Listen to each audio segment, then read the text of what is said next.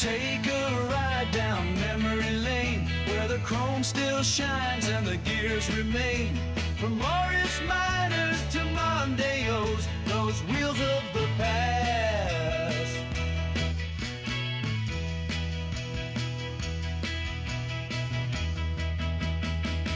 We had one of those, oh yes we did. From Sunday drive to trips as kids. Hop right in, relive the glow, touch the past. We had one of those.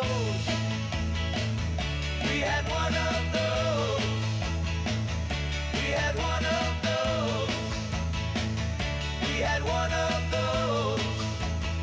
Welcome to the National Motor Museum. Yes, we're at Beaulieu, and I'm going to reintroduce you to 10 wonderful old friends, and I'm pretty sure you won't have seen them for a long, long time.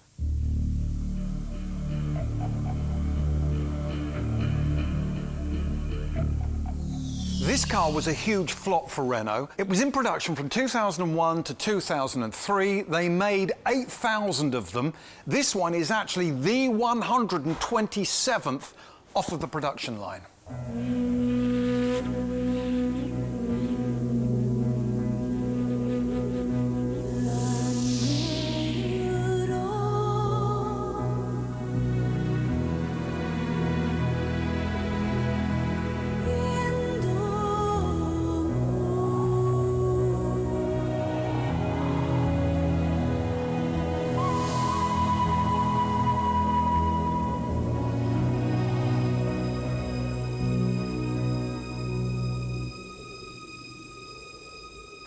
Ta-da! When this car came out, I hated the look of it. I now absolutely love it. I think, Patrick, this car was way, way, way ahead of its time.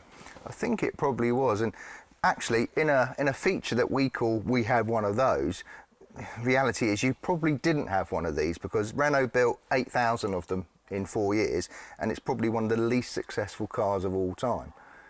But what it builds on is actually a development of the same family, the same technology as the Renault Espace. And as we know, the people carrier, the MPV, has actually been one of the biggest selling genres of car over the last 3 or 4 decades.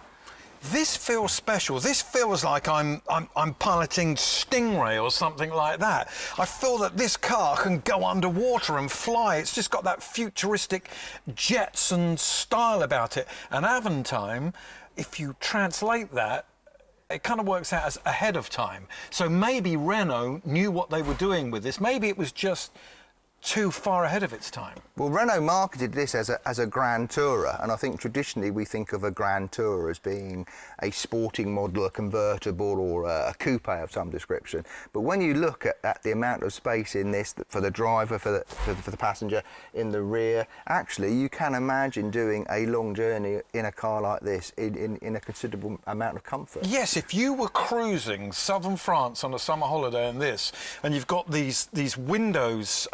Look at all the space you've got. You've got a glass ceiling, and in the back, these back seats are slightly higher than the front seats. It's like a cinema effect. It gives the passengers in the back a really, really good view. I want one of these. No, I'm serious. I want one of these. They're roomy, they're funky. Let's go and buy one.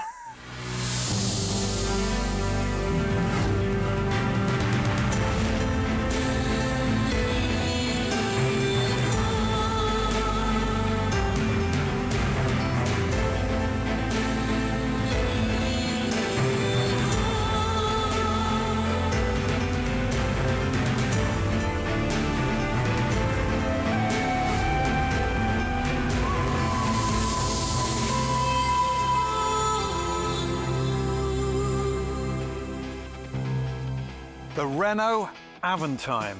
Now look at this. It's got doors like the Batmobile.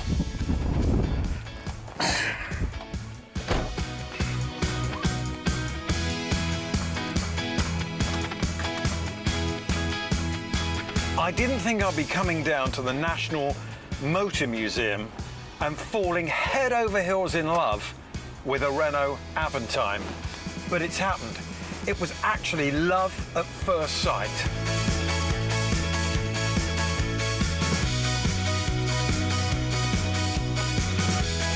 There is so much room in this car, you can't believe it. The pillarless windows give you so much fresh air. I've closed the ones on this side at the moment because obviously we're filming, but there is such a feeling of outside space.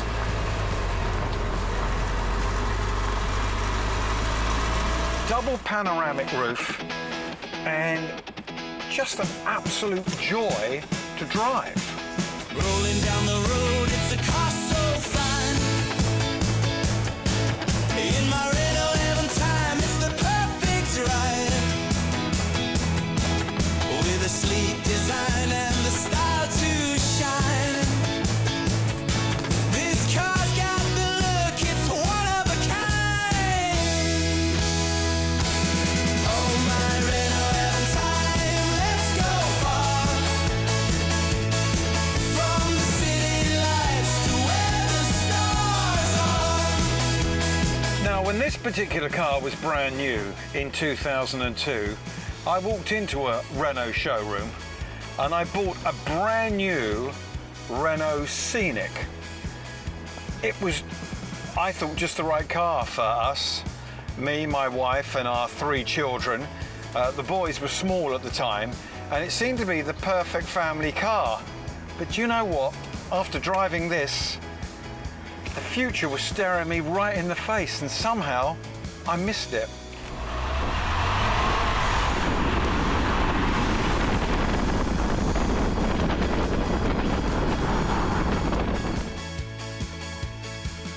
I suppose the challenge for designers is, give me something that takes me into the future, but don't make it too spacey and weird and futuristic.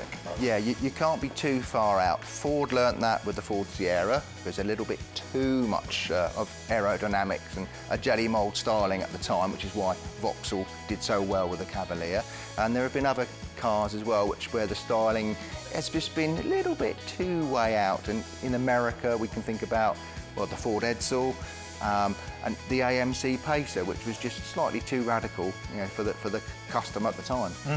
And that's interesting, isn't it? Because if you look at what Elon Musk has done with the Tesla, it's futuristic, but it looks like an everyday car at the same time. The future, nothing actually dates like the future. So how we see the future today is very different to how people in the past predicted it. So actually, if anything, the future is it reflects the time that we're in. And if you're trying to be too radical, it just alienates the customers. I think I would call this bulldog ugly.